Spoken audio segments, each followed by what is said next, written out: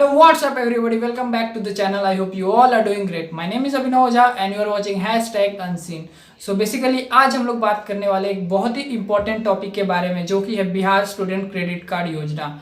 Yes, इस topic पे के बारे में हम लोग पूरा प्रोसेस जानेंगे, ये क्या है, इसके लिए कैसे अप्लाई किया जाता है, पूरा होल एंड सोल प्रोसेस जानेंगे क्योंकि मैं भी एक स्टूडेंट हूँ जिसने बिहार स्टूडेंट कार्ड योजना से लोन लिया है। सो टॉपिक पर आने से पहले एक मेरा रिक्वेस्ट है, मेरे चैनल पर एक लाइफ चेंजिंग सीरीज चल रहा है। यदि आप भी वो सीरीज ज्वाइन करना चाहते हैं तो डिस्क्रिप्शन में मैंने लिंक दे दिया है, आप एक बार वीडियो को चेकआउट जरूर करें। सो बेसिकली टॉपिक पर आते हैं। अभी जो है बहुत सारा सेशन स्टार्ट होने लगे, प्रोफेशनल कॉलेजेस के एडमिशन स्टार्ट हो गए हैं और स्टूडेंट एडमिशन लेने लगे हैं, जैसे कि आईआईटी या फिर आईएचएम या फिर किसी भी प्रोफेशनल डिग्री कोर्स का बात करें तो उन्होंने ये स्टार्ट कर दिया है एडमिशन लेना। और बात करें अभी हालात की, कोरोना वायरस जिसकी वजह से स्टूडेंट का और स्टूडेंट के फैमिली का जो है वो फाइनेंशियल कंडीशन बहुत अच्छा नहीं है, जिसके वजह से बहुत सारे जो स्टूडेंट्स हैं, स्पेशली बिहार के स्टूडेंट्स, वो लोन के लिए देख रहे हैं। तो बिहार में एक बहुत ही अच्छा स्कीम है जो नीतीश गवर्नमेंट के द्वारा लाया गया था 2016 में, जो कि था 7 निश्चय योजना, जिसके अंतर्गत एक योजना ये था BSCC स्कीम, यानी कि बिहार स्टूडेंट कार्ड स्कीम। इसके अंतर्गत कोई भी विद्यार्थी अगर वो प्रोफेशनल कोर्स हायर कर रहा है तो उसको बिहार गवर्नमेंट की तरफ से 4 लाख रुपए तक का लोन मिल सकता है, एजुकेशनल लोन मिल सकता है, वो भी काफ़ी कम ब्याज पर।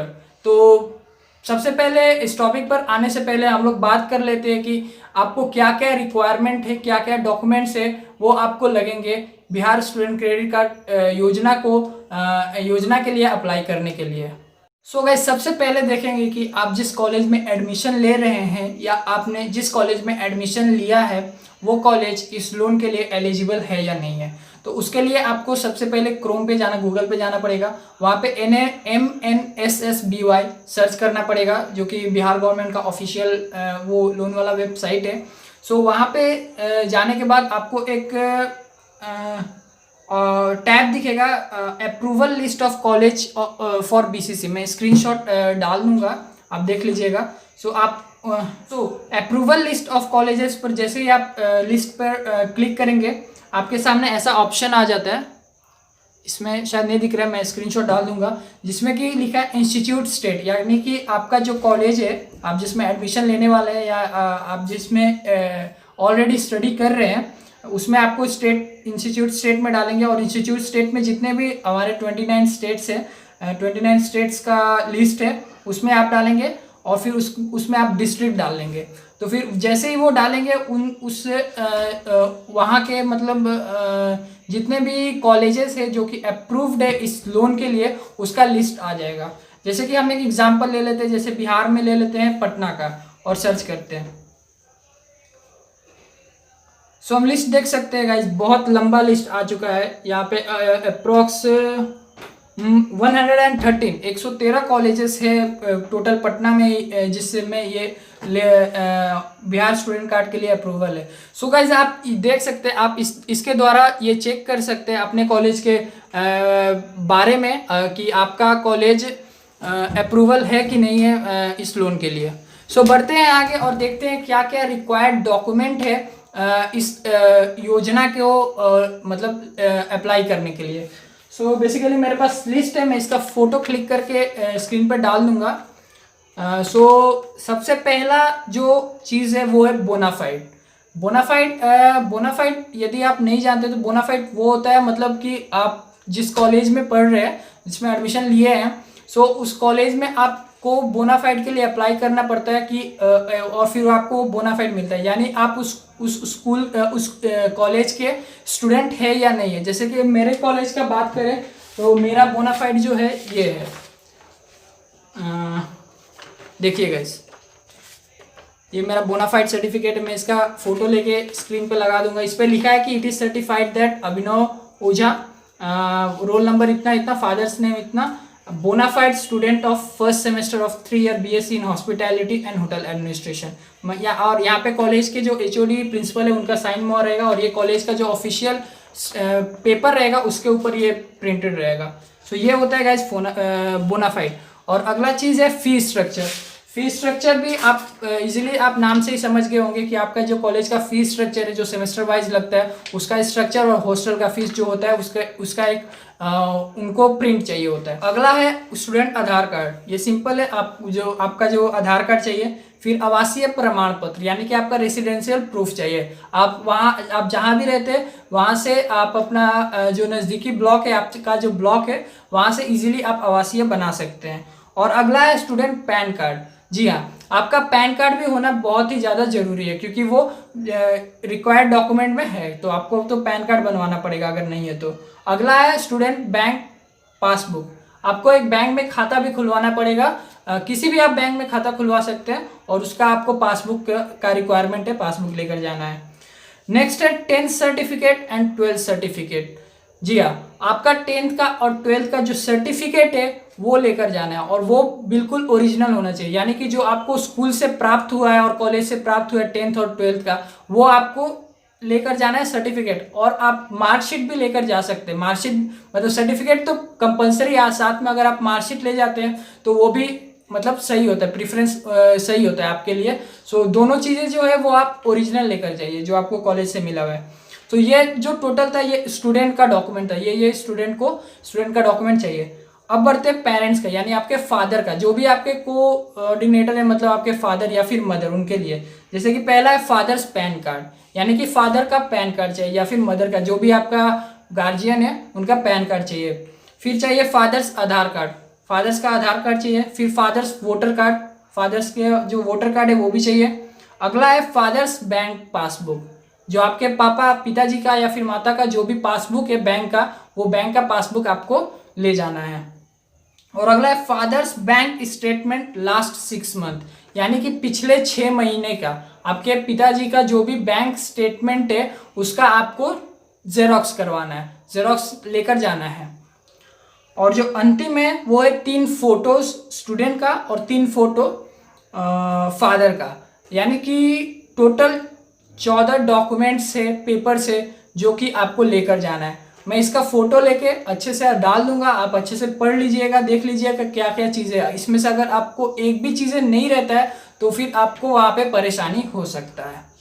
सो गाइज ये डॉक्यूमेंट चाहिए आपको Bihar student credit card apply करने के लिए। आपके पास ये सारे डॉक्यूमेंट्स है, आपका कॉलेज अप्रूव्ड है और आप बिहार के निवासी है, तो पूरे इंडिया में आपका कहीं भी कॉलेज हो, आप इस योजना, आप इस स्कीम के द्वारा बिहार गवर्नमेंट से लोन 4 लाख रुपीस तक ले सकते हैं। सो बढ़ते हैं आगे, और आगे क्या करना है, इन सारे डॉक्यूमेंट्स को लेकर आपको अपने जिला के, आपके डिस्ट्रिक्ट के DRCC ऑफिस में जाना है। DRCC ऑफिस जो होता है वो डिस्ट्रिक्ट में एक ऑफिस होता है, आप पता करेंगे तो आपको पता लग जाएगा कि कहाँ पे, हर डिस्ट्रिक्ट में एक DRCC ऑफिस होता है। वहाँ पे आपको ये सारे डॉक्यूमेंट्स लेकर जाने हैं। वहाँ पे पूरा प्रोसेस होता है, आप जैसे ही वहाँ पे एंटर करेंगे, रिसेप्शनिस्ट वहाँ पे रहते हैं, वहाँ पे रिसेप्शनिस्ट से पूरा आप इन्फॉर्मेशन ले लीजिए, आपको टोकन नंबर मिलेगा, आपको सब कुछ मिलेगा। वो आपको जो आप पूछेंगे आपको वो सारा डाउट क्लियर कर देगा, आपको बता देगा क्या क्या करना है, कैसे कैसे करना है। पहले आपको ऑनलाइन वहाँ पे अप्लाई करेगा, आपका एक जीमेल अकाउंट से, आपका भी जो जीमेल अकाउंट होगा अप्लाई करेगा। अप्लाई करने के थोड़ी देर बाद अलग अलग काउंटर्स होते हैं, जहाँ पे काउंटर्स पे मतलब अप्लाई होने के बाद आपको थोड़ा देर वेट करना पड़ेगा। वेट करने के बाद वहीं पर आपका डॉक्यूमेंट वेरिफिकेशन हो जाता है। और यदि आपने पहले से अप्लाई किया है, पहले से ही अपने फ़ोन से अप्लाई किया, क्योंकि अपने फ़ोन से भी घर से भी आप अप्लाई कर सकते हैं, बट डॉक्यूमेंट वेरिफिकेशन के लिए वहाँ आपको जाना ही पड़ेगा। सो अगर आप खुद ने अप्लाई किया है तो फिर आपको शायद 60 डेज या फिर आपको वहाँ पे मैसेज आता है बिहार स्टूडेंट क्रेडिट कार्ड से कि आपको डॉक्यूमेंट वेरिफिकेशन के लिए मतलब बुलाया जा रहा है। अगर आप अप्लाई नहीं किए हैं अपने फ़ोन से, अपने यहाँ से, तो आप डायरेक्ट वहाँ पर जाकर उसी दिन आप अप्लाई कर सकते हैं, वो अप्लाई कर देगा और उसी दिन आपका डॉक्यूमेंट वेरिफिकेशन हो जाएगा। सो गाइज ये पूरा प्रोसेस होने के बाद, ये पूरा प्रोसेस में अप्रॉक्स बहुत टाइम लग जाता है, क्योंकि मैं गया था, मेरा जो था वो 10 बजे में गया था और अप्रॉक्स शाम को 3-4 बजे के आसपास ये सारे प्रोसेस मेरे कंप्लीट हुए थे। सो गाइज बढ़ते हैं आगे और देखते हैं, और जब ये सब प्रोसीजर हो जाते हैं तो आपको आप सक्सेसफुली अप्लाई कर देते हैं, आपका सारा डॉक्यूमेंट जेन्युइन होता है, आपका सारा बोनाफाइड फीस स्ट्रक्चर सर्टिफिकेट सब कुछ जेन्युइन होते हैं, क्योंकि वहाँ पे ओरिजिनल लेकर जाना होता है और वहाँ पे वो ओरिजिनलिटी का ही वहाँ पे वो जांच करते हैं, क्योंकि वो वहाँ पे कुछ मशीन्स होते हैं, मशीन्स में आपके डॉक्यूमेंट को डाला जाता है। सो अब वहाँ पे अगर आप 2 कॉपी या डुप्लीकेट कुछ भी निकला तो फिर वो आपका डिक्लाइन हो जाएगा, आप अप्लाई नहीं कर पाएंगे, क्योंकि लोन का मामला आप समझ सकते हैं। तो ये सब होने के बाद और गाइज ये सब होने के बाद विद इन 60 डेज या फिर 60 डेज या फिर 1 मंथ में भी आ जाते हैं, 1 मंथ या 1.5 महीना में भी आपको उस DRCC ऑफिस से आपके नंबर पर वो लोग कांटेक्ट करते हैं या फिर आपके पापा के नंबर पर जो आपने दिया है, और वो लोग एग्रीमेंट के लिए बुलाते हैं। जी हाँ, उसके बाद एग्रीमेंट होता है। एग्रीमेंट यानी कि बिहार स्टूडेंट क्रेडिट कार्ड यानी बिहार गवर्नमेंट और आपके बीच में एक एग्रीमेंट होगा कि आपने वो इतना रुपए का लोन सेक्शन हुआ है। लोन सेक्शन होने के बाद आप दोनों के बीच एग्रीमेंट होगा, जो भी मतलब एग्रीमेंट के लिए आपको 2 कागज लेकर जाना पड़ेगा, जो 2 स्टैम्प पेपर या स्टैम्प पेपर शायद 50-50 रुपए का 2 स्टैम्प पेपर लेकर जाना पड़ेगा, और साथ में नहीं और कुछ नहीं, बस 2 स्टैम्प पेपर आपके और आपके फादर्स जो भी आपके गार्जियन आपने दिए हैं उनके साथ वहाँ पे DRCC ऑफिस जाना पड़ेगा। फिर वहाँ पर फाइनेंशियल डिपार्टमेंट होता है, वित्तीय विभाग होता है। वित्तीय विभाग में जाने के बाद आपको आपका वो नंबर होता है, नंबर के अकॉर्डिंग आपको बुलाया जाता है और वहाँ पे आपके और उनके फाइनेंशियल मतलब जो वित्तीय विभाग के वहाँ का वो होगा, हेड होगा, उनके बीच एग्रीमेंट्स होते हैं, कुछ कागज होते हैं, आपको फिलअप करना पड़ता है, कुछ सिग्नेचर्स होते हैं, वो होता है, और वो स्टैम्प पेपर पर टोटली सब कुछ प्रिस्क्राइब्ड होता है कि मतलब कैसे क्या करना है, कैसे कितना आपने लोन लिया, क्या क्या किया, वो सब कुछ गवर्नमेंट पेपर के ऊपर मतलब ऑफिशियल पेपर के ऊपर रहता है। ये सब तो आप जानते ही होंगे लोन के बारे में। सो वहाँ पे होने के बाद आपका सारा काम हो जाता है, यानी कि आपका लोन का पूरा जो प्रोसेस होता है वो पूरा कंप्लीट हो चुका है, आपका लोन पूरा सैंक्शन हो चुका है, हो गया होता है।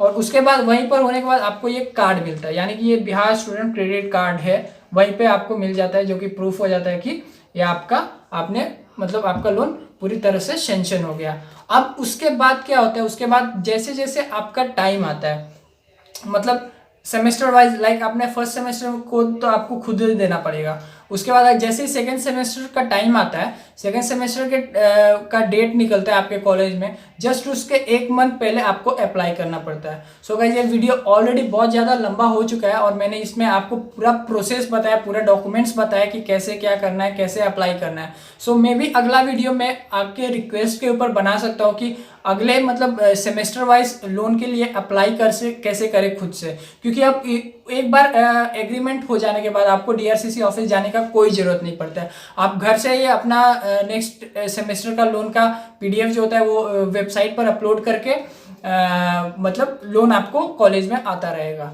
So guys that's all about today's video. Thank you so much for watching. और मैंने पहले ही रिक्वेस्ट किया था, मैंने एक लाइफ चेंजिंग सीरीज स्टार्ट किया है, आपका उसका लिंक डिस्क्रिप्शन में मिल जाएगा, आप चेक कीजिएगा। आपको अच्छा लगेगा तो चैनल को जरूर सब्सक्राइब कीजिएगा और वीडियो को लाइक कीजिएगा। So that's all about today's video. Thank you so much for watching guys. Bye bye, stay tuned.